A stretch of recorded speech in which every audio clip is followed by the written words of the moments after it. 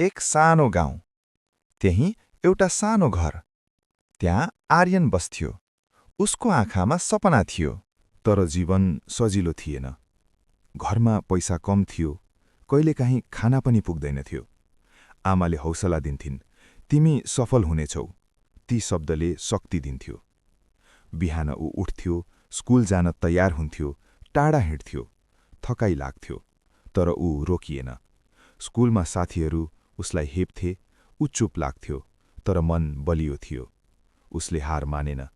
साँझ घर फर्किन्थ्यो, थाकेको शरीर, तर मनमा सपना।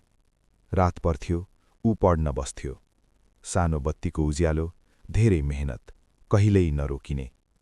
समय बित्दै गयो, परीक्षा आयो। ऊ डराएको थियो। परिणाम आयो। ऊ सफल भयो। आँसु आयो। परिवार खुशी भयो। जीवन बदलियो।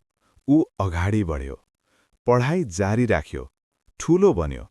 आत्मविश्वास बढ्यो। ऊ गाउँ फर्कियो। सबैले सम्मान गरे। उसले मद्दत गर्यो। राम्रो काम फैलियो। खुशी बढ्यो। उसले विगत सम्झ्यो, सङ्घर्ष सम्झ्यो, जीवन सिकायो। कहिल्यै हार नमान, तिम्रो समय पनि आउँछ।